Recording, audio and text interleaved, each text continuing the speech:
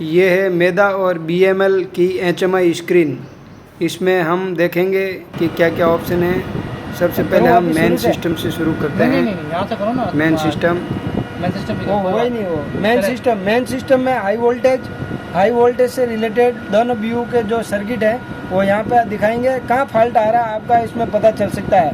पेंटो, VCB, उसका ये transformer, फिर ये पूरा ट्रैक्शन कन्वर्टर, ये ECC, ये EDC, ये मोटरें, ये मोटर का कंट्रोलर मॉड्यूल, ये LCM, ये ACM, ये उसका ऑक्सिलरी ट्रांसफार्मर। जहाँ पे भी आपको समस्या आ रही है वो कलर चेंज कर देगा। इसके अंदर हाई वोल्टेज। फिर आप ब्रेक में जाओगे तो दोनों यूनिट के ब्रेक सिस्टम पूरे EP से लगे, बोगी में जो ब्रेक अप्लाई हुए या नहीं हुए, DB और RB किससे ऑपरेट हुए हैं, ED डायनेमिक लोगे तब ये उनके परसेंटेज EP के और ED के दिखाएंगे। यहाँ से अपन EP ब्रेक भी आइसोलेट कर सकते हैं। EP ब्रेक के लिए पहले बेसिक यूनिट में जाना पड़ेगा, उसके बाद यहाँ से अपन किसी भी TC के EP ब्रेक को कंफर्म करके उसका आइसोलेट कर सकते हैं। तो ये रिलीज EP भी आ जाएगा, इसको रीसेट भी यहाँ से कर सकते हैं। रीसेट में वापस कंफर्म नहीं मांगेगा। ब्रेक टेस्ट में जाएंगे। ब्रेक टेस्ट में जाने के बाद अपन यहाँ से होल्डिंग ब्रेक को रिलीज और एक्टिव कर सकते हैं। जब होल्डिंग ब्रेक को यहाँ से रिलीज किया जाएगा तो सभी शर्तें पूरी होनी चाहिए। रिलीज दबाने पे ये कंफर्म मांगेगा, फिर से कंफर्म दबाएंगे तो ये रिलीज हो जाएगा। एक्टिव करने के लिए इसको कंफर्म नहीं मांगेगा। दूर रुको आप, दूर रुको, ऊपर से मेन्यू होना चाहिए, यहाँ से सब आ जाएगा। फिर है इमरजेंसी ब्रेक। इमरजेंसी ब्रेक में आपके इमरजेंसी कहाँ से लगा है इसके बारे में आप को जानकारी मिलेगी। ऑटो हैंडल से लगा है, गार्ड ने अप्लाई किया है, या पायलट वाला ये अपने जो DMH है उसके द्वारा लगा है। ये DMC1 का, DMC6 का है।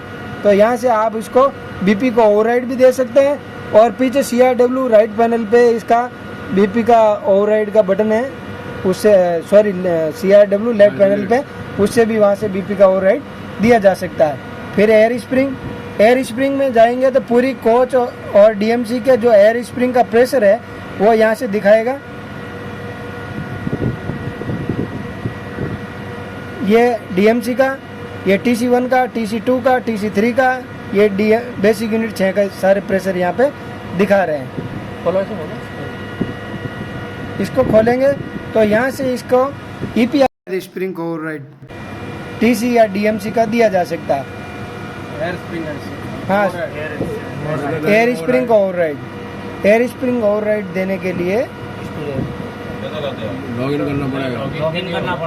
लॉगिन करना पड़ेगा। लॉगिन के लिए ड्राइवर में जाएंगे, 4 बार 8 एंटर।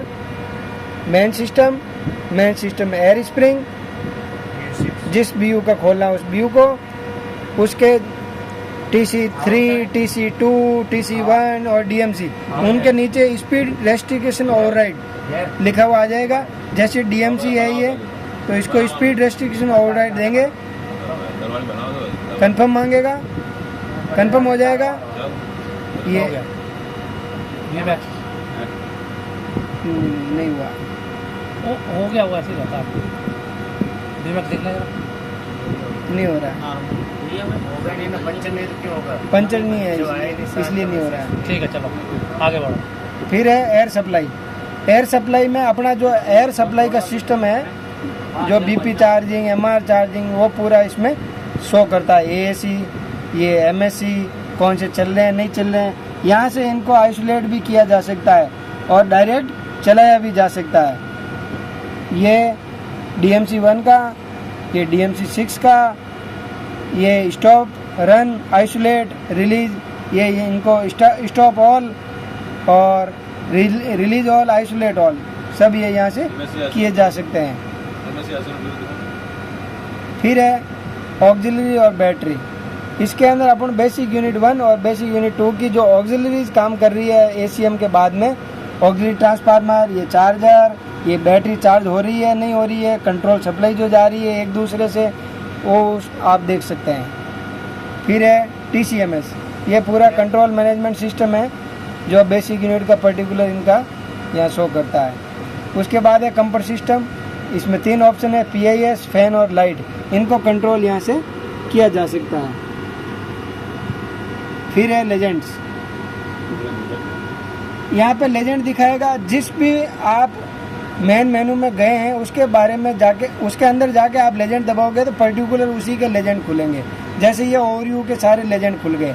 ड्राइव ब्रेक में जाके फिर लेजेंड दबाओगे तो यहाँ इसका कोई लेजेंड है, होता नहीं है। ड्राइवर में जाओगे, एनर्जी में जाओगे, इसका भी नहीं है। मेन सिस्टम में जाओगे तो यहाँ लेजेंड आ जाएगा। मेन सिस्टम के ये लेजेंड खुल गए, तो जिसमें जाओगे लेजेंड दबाओगे उसके लेजेंड खुल जाएंगे। फिर है ऑटो, यहाँ से आप ब्राइटनेस को सेट कर सकते हैं। ये बढ़ाते जाओगे, 2-3 बार क्लिक करोगे तो कम ज़्यादा होती रहेगी। ये हो गया। बाकी मेन सिस्टम के पीछे जो बचा वो कर दूँ। ओवरव्यू में दोनों बेसिक यूनिट 1, बेसिक यूनिट 6 के बारे में इसकी पूरी जानकारी मिलती है। इसके अंदर खोलोगे तो यहाँ से पार्किंग ब्रेक, ओवरराइड और क्रिटिकल फॉल्ट को रीसेट यहाँ से दिया जा सकता है। पीछे से किया हुआ है। ये है ड्राइवर ब्रेक, यहाँ EP ब्रेक के समय EP की ब्रेक की एप्लीकेशन देख सकते हैं कि कितना % लग रही है। रनिंग ब्रेक टेस्ट के दौरान EP ब्रेक को देखने के लिए यहाँ काम में लेते हैं। उससे पहले आपको VCB ओपन करना जरूरी है। इवेंट में सारे फॉल्ट देखे जा सकते हैं। ड्राइवर में लॉगिन और एनर्जी देखी जा सकती है। ये है आपकी HMI, BT और BML की। धन्यवाद, थैंक यू।